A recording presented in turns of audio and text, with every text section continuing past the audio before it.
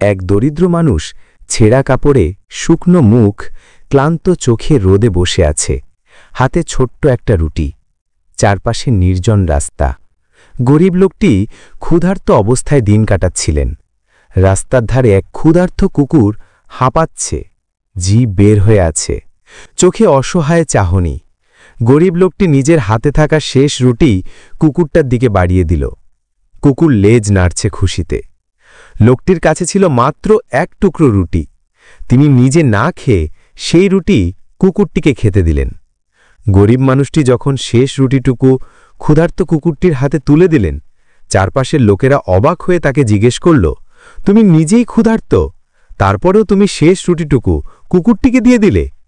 আকাশের ফেরেশতারা খুশিতে মুখরিত হল, কারণ এ দুনিয়ার ক্ষুধা ক্ষণস্থায়ী, কিন্তু এক টুকরো দয়ার কাজ আখিরাতে অনন্ত পুরস্কারে রূপ নেয়। যে মানুষ নিজের ক্ষুধা ভুলে অন্যকে খাওয়ায় সেই প্রকৃত ধনী। তারপরেও এই ভালো লোকটি মন খারাপ করে থাকে, কারণ কেউ ভিডিওতে লাইক, কমেন্ট, সাবস্ক্রাইব করে না।